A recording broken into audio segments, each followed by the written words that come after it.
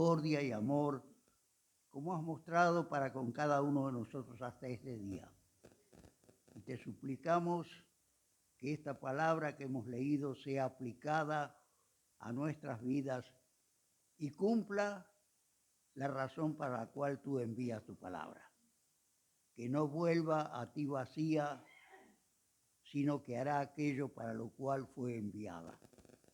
Gracias, toda la gloria para ti, en el nombre del Señor Jesús, nuestro Salvador y nuestro Señor. La primera porción que hemos leído en Gálatas, el capítulo 2 y el versículo 20, por un lado nos asombra de ver el estado espiritual que Cristo había llegado a colocar en la vida de Pablo, de manera que él pudiese, con la autoridad que el Espíritu Santo le dio, decir: con Cristo estoy juntamente crucificado. Había muerto como Cristo al pecado. Disfrutaba la victoria que la cruz dio a toda la obra de Cristo. Y lo importante, lo tremendo,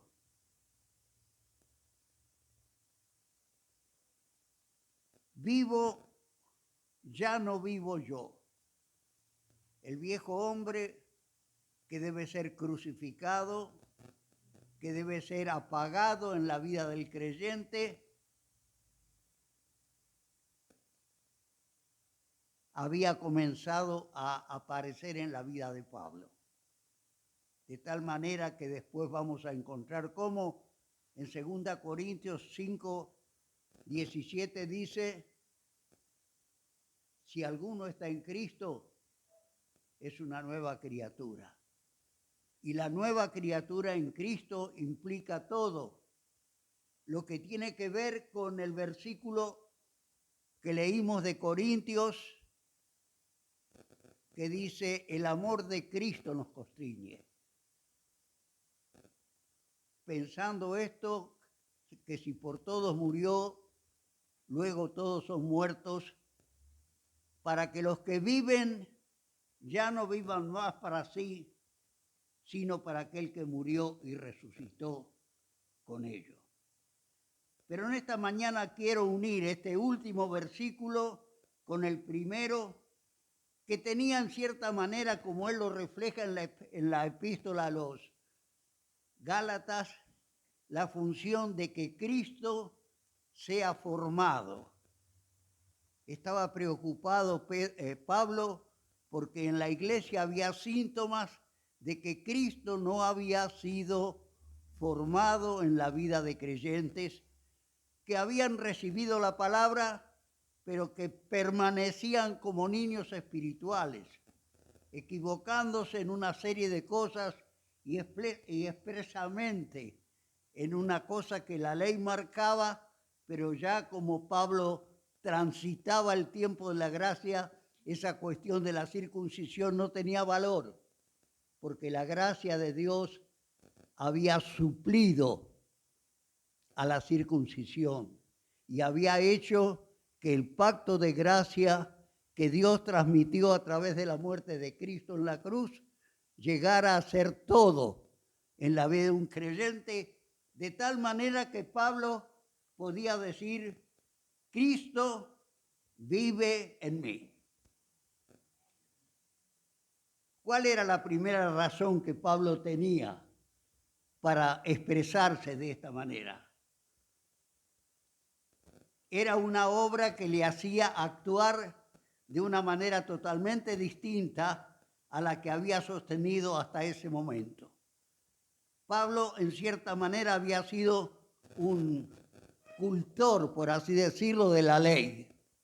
Aquel hombre Gamaliel, uno de los primeros rabinos en Israel, lo había instruido de punta a punta en lo que la ley representaba, en lo que hacía en la vida del hombre y en lo que la ley no podía hacer, y que llegó a ser la gracia de Cristo en la cual se invirtió la vida preciosa del Señor Jesucristo.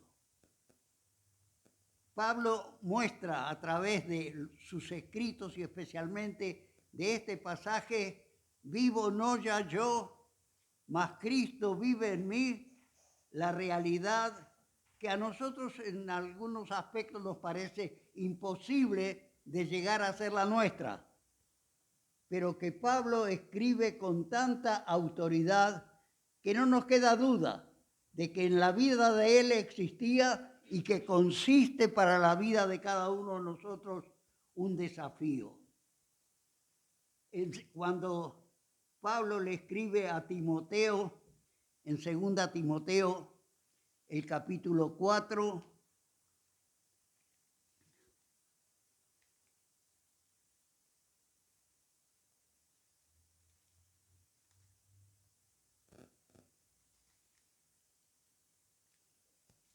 y el versículo 17, le dice: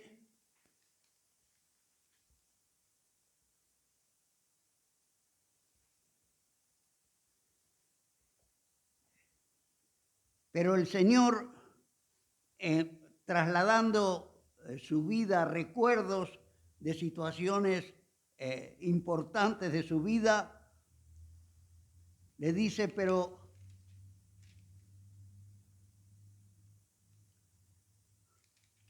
2 Timoteo 4, 7. Porque yo ya estoy para ser sacrificado y el tiempo de mi partida está cercano. He peleado la buena batalla, he acabado la carrera, he guardado la fe. ¿Qué más podía pedirle el tribunal de Cristo, ante el cual cada creyente tendrá que rendir cuentas? Que esto que en la vida de Pablo había sido cortado únicamente por aquel momento cuando Pablo fue martirizado allí en algún lugar de Roma. Pablo nos habla con claridad de hechos realizados y realizables. Nos llama a imitarle a él, como vamos a encontrar en algún otro momento, para poder llegar a tenerlos como una ambición en nuestro deseo de servir a Cristo. Y da como elemento importante la tranquilidad de haber hecho lo que el Espíritu Santo, a través de su palabra, coloca como un deseo de servir a Dios con fidelidad, pelear la buena batalla, acabar la carrera, guardar la fe. Qué importante es que cada uno de nosotros pueda perseguir en el desarrollo de nuestro servicio al Señor esta finalidad: pelear la buena batalla, acabar la carrera, guardar la fe y dar a entender que Cristo vivió y vive en nuestras vidas. ¿Cómo él podía decir con tanta seguridad que estas cuestiones adornaron su vida? Cuando leemos allí en 2 Corintios 5:14 lo que él le dice a los corintios: el amor de Cristo nos constriñe. No ha habido otro motor para hacer lo que yo manifiesto a través de mis escritos a las distintas iglesias a las cuales he servido, que no sea el amor de Cristo, que él dice que ha sido derramado en nuestros corazones por el Espíritu Santo que nos ha sido dado. No viene como una cosa extraña a la vida de algunos creyentes, sino Dios la provee en el momento en que cada uno de nosotros se transforma en un hijo adoptado de Dios. Y él comienza, como Pablo dice allí a los filipenses en el capítulo 1 y el versículo 6, comienza en cada creyente la obra Vamos a leerlo porque es importante. El que comenzó en vosotros la buena obra, la obra que tiene valor para Cristo, para Dios y para el creyente. El que comenzó en ustedes la buena obra, la perfeccionará hasta el día de Jesucristo. Y también aquí agrega el dato importante: estoy persuadido, estaba seguro, la había empezado en él, que había sido el mayor enemigo de Cristo, y podía llegar a efectuarla en la vida de cualquier persona que reciba el trámite que la salvación de Dios establece que una persona tiene que recorrer para llegar a ser un fiel y verdadero hijo de Dios. ¿Qué opina el autor del amor? Juan dice allí en sus epístolas: Dios es amor. Qué importante. En este momento, sus brazos a través de Cristo están abiertos para recibir a cualquier persona que no haya encontrado darle a Él en su vida el lugar que Cristo quiere tener. Es un tiempo de oportunidad. La palabra de Dios nos asegura que hoy es el día de salvación, que es importante hoy no dejar pasar más, porque puede no haber más oportunidades, y recibir, previo el arrepentimiento genuino de nuestros pecados y la fe puesta en el Señor Jesucristo, el valor de la obra que Dios realizó enviando a su Hijo. Porque la palabra de Dios dice que amó de tal manera al mundo que ha dado a su Hijo primogénito, para que todo aquel que en Él cree no se pierda, sino que tenga vida eterna. El amor de Cristo en nuestras vidas, la voluntad del Padre de que todos los hombres sean salvos. La consumación de esa voluntad, no con palabras, como ocurrió creando todas las cosas, sino con la vida preciosa de su Hijo. Él entregó al Señor Jesús en plena coincidencia con el amor de Cristo para que viniese a este mundo y encontrase a pecadores como nosotros y quisiera pagar la culpa de nuestro pecado allí sobre la cruz.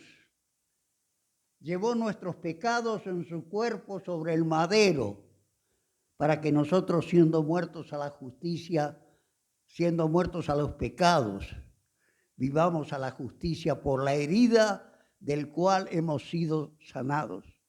Pero me llama la atención esta palabra: en su cuerpo, no en la casa de Marta y María, no en la casa del fariseo que lo invitó, no en la casa de Mateo cuando concurrió para decirle: hoy ha llegado la salvación a esta casa. En su cuerpo, sobre el madero. Qué tremendo. Era algo que consumía la vida de los criminales, de los que tenían cuentas grandes con la justicia. Y Él ocupó mi lugar, llevando mis pecados en su cuerpo sobre el madero. Y este amor, que tiene dos situaciones distintas. La primera de ellas, la del Hijo clamando desde la cruz: Dios mío, ¿por qué me has desamparado? Y la segunda, la del Padre desamparando al Hijo para poder ampararnos a nosotros. Llevó nuestros pecados en su cuerpo sobre el madero, para que nosotros, siendo muertos a la justicia, vivamos a la herida por el cual hemos sido sanados. En 2 Corintios 5:17 nos dice que esta tarea ha constituido constituyó en la vida de Pablo y en la vida de cualquier creyente que vuelve a él de corazón una nueva criatura. Poder olvidar, tachar en nuestras vidas las cosas que caracterizaron la vida pasada. Despojarnos del viejo hombre con sus hechos. Dar cabida a este amor que se mostró de una manera tan contundente cuando él salió de la tumba aquel domingo, esgrimiendo el mayor triunfo que la humanidad pudo constatar. Él murió para poder salvar a todos los pecadores. La culpa del pecado de la humanidad fue colocada sobre la bendita persona del Señor Jesucristo en la cruz. El amor de Dios ha sido derramado, dice Pablo, en nuestros corazones por el Espíritu Santo que nos ha sido dado. El amor de Cristo nos constriñe pensando esto, que si uno murió, luego todos son muertos, para que los que viven ya no vivan más para sí, sino para aquel que murió y resucitó por ellos. Y luego la perseverancia del Padre, este amor a través de su Espíritu Santo, permitiendo que lo disfrutemos hasta el día de Cristo. Perfeccionará, siempre habrá margen para hacer algo más, que haga que un creyente se parezca más a su ejemplo perfecto, que es el Señor Jesucristo.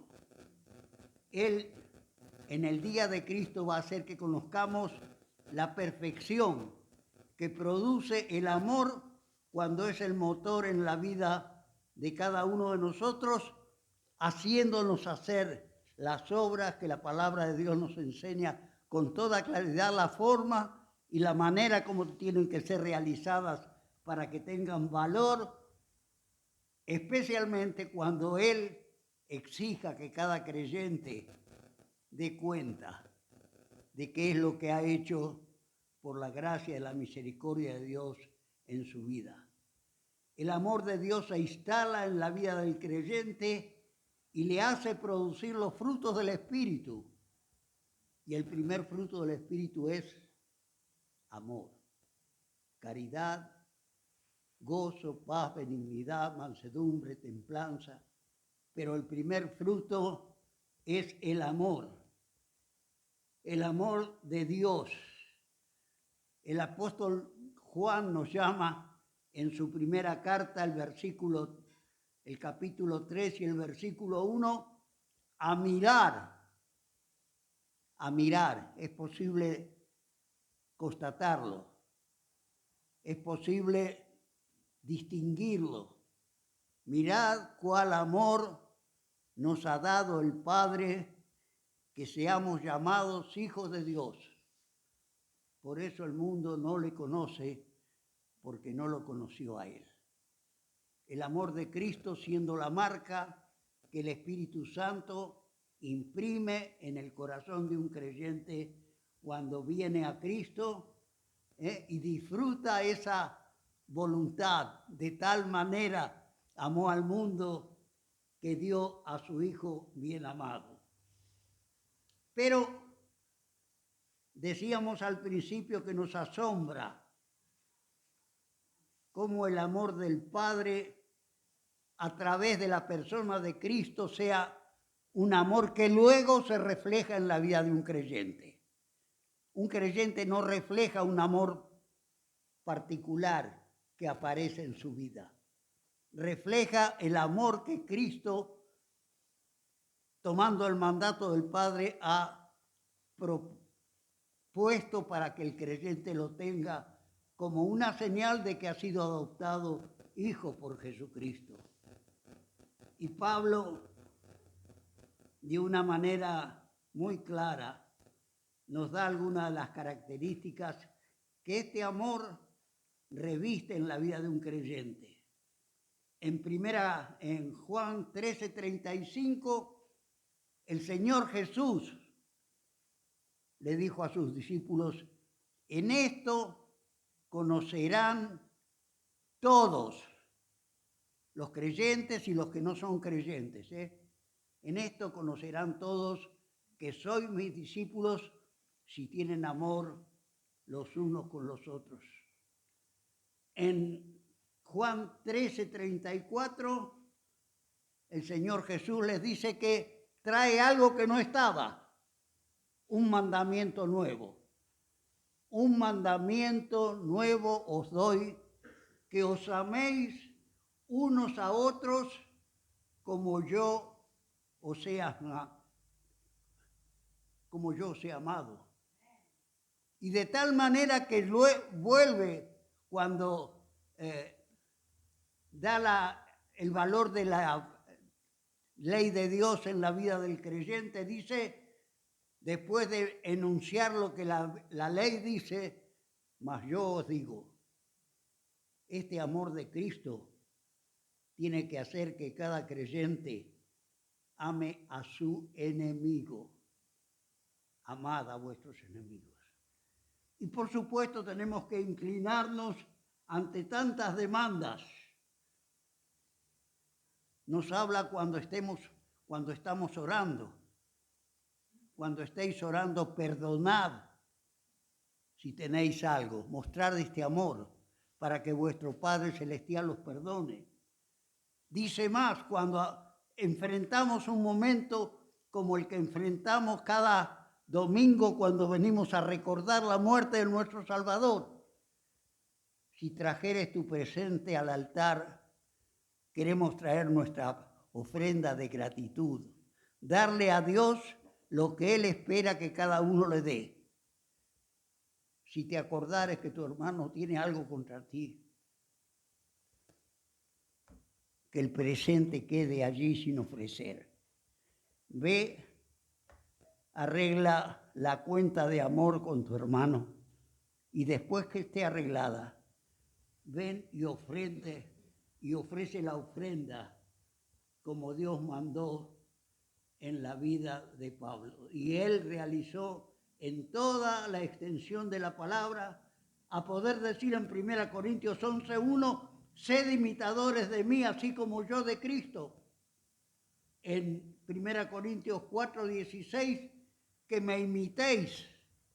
Era, en cierta manera, casi la perfección del amor de Cristo realizado en su vida. Pero cuando vamos a 1 Corintios, el capítulo 13, nos encontramos con algo que nos sorprende por un lado, pero que por el otro lado respetamos porque es la palabra de Dios infalible, completa, total, perfecta. El capítulo 13 es considerado para muchos hermanos como el capítulo más importante de la Biblia, porque muestra qué tiene que ser el amor en la vida de un creyente.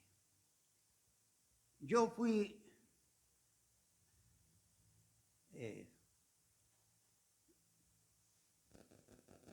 capaz en mi juventud especialmente de aprender muchos versículos de la Biblia, que todavía los mantengo después de 92 años y me ayudan muchas veces.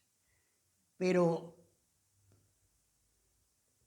pienso que a esta altura de la vida tengo que ponerme a aprender el capítulo 13 de 1 Corintios. Y propongo que prestemos mucha atención a todo lo que Pablo dice, inspirado por el Espíritu Santo, con relación al amor. En primer lugar, mostrando las cosas que sin amor no funcionan. No tienen premio, no tienen coronas. Una de las recomendaciones del ángel a alguna de las iglesias del Apocalipsis es que ninguno tome tu corona. Dios ha preparado en el cielo coronas para aquellos que le sirven legalmente en el Espíritu de Cristo. Y exhorta a que pongamos meticulosidad, prestemos, como dice la Escritura a los Hebreos, más atención a todo lo que hemos oído, no sea que nos escurramos. ¿Y qué dice Pablo aquí? Si yo hablase lenguas humanas y angélicas, las lenguas que la Biblia presenta tienen las dos características. Pueden llegar a ser angélicas y son humanas.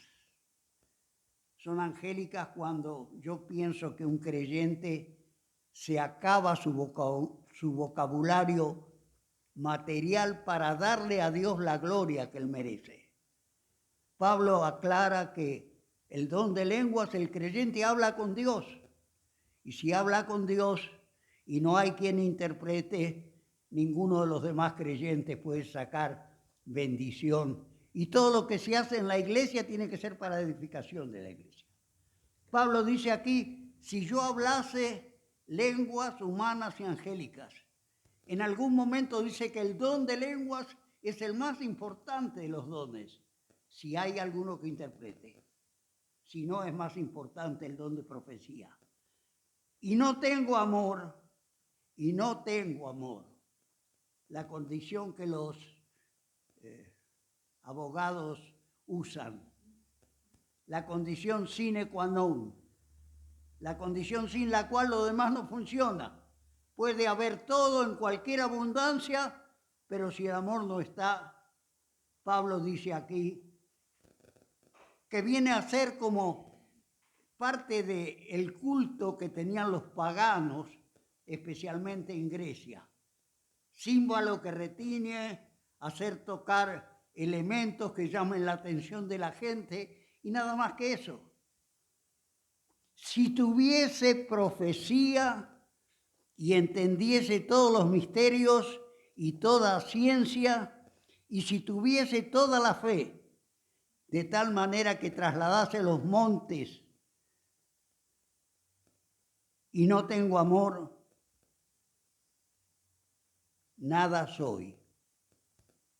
Nada soy. Nada soy. Y si repartiese todos mis bienes para dar de comer a los pobres, y si entregase mi cuerpo para ser quemado, y no tengo amor, de nada me sirve. Pero yo les invito, y me invito yo a aprender de memoria, lo que él a continuación dice que es el amor de Cristo. Que cuando oremos recordemos, que cuando no tengamos cosas importantes para pensar, especialmente pensemos en lo que Pablo dice que es el amor de Cristo y lo tengamos de memoria.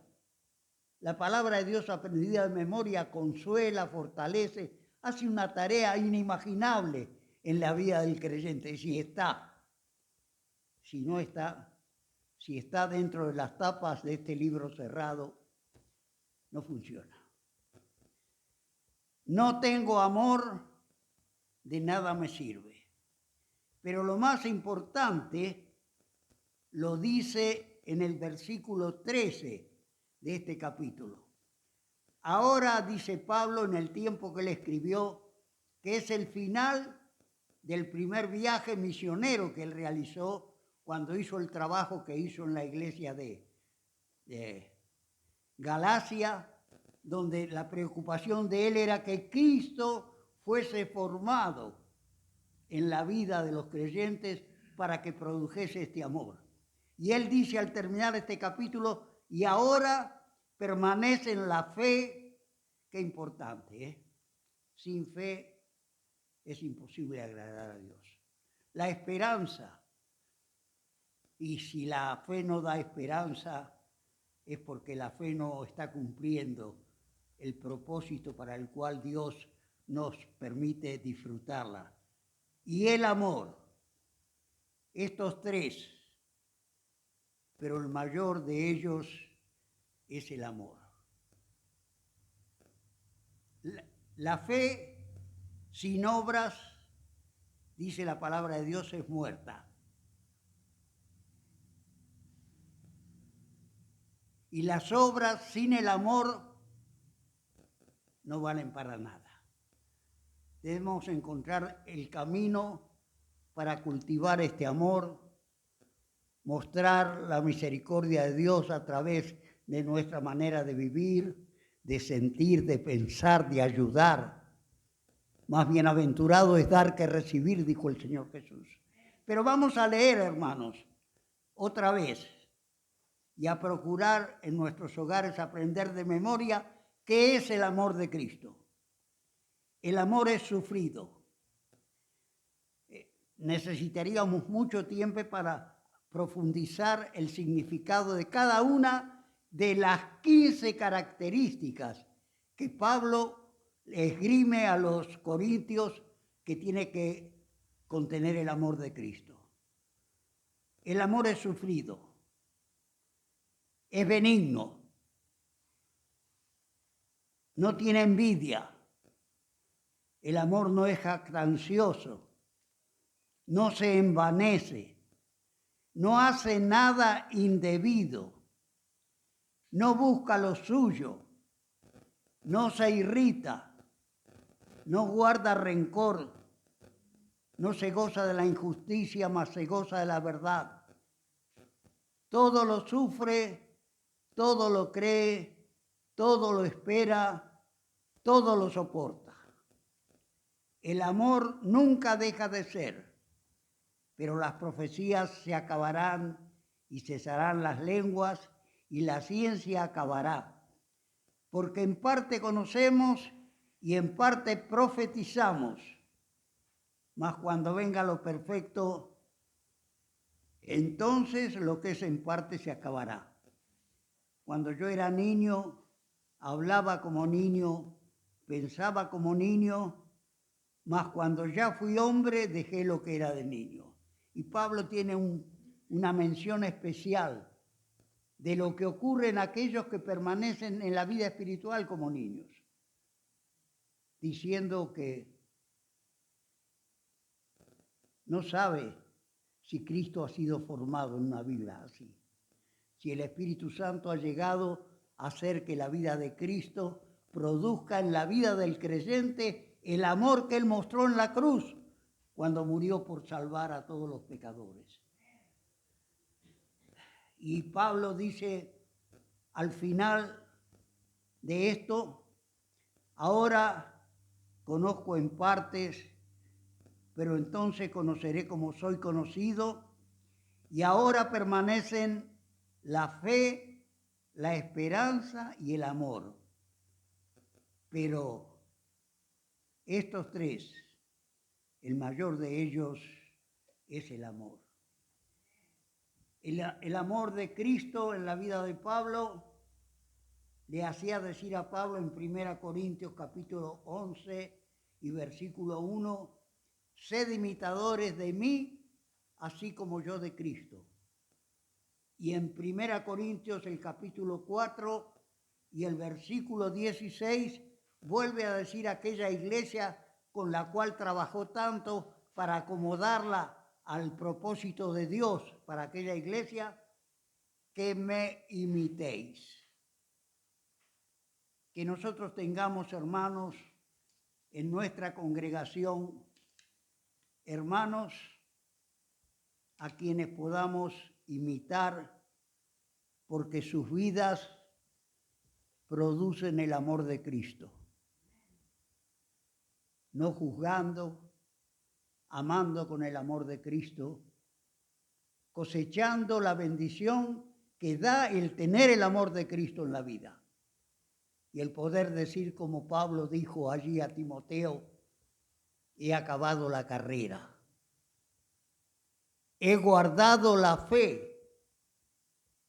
Me está aguardada la corona de justicia, la cual me dará el juez justo. Y no solo a mí, sino a todos aquellos que aman su venida.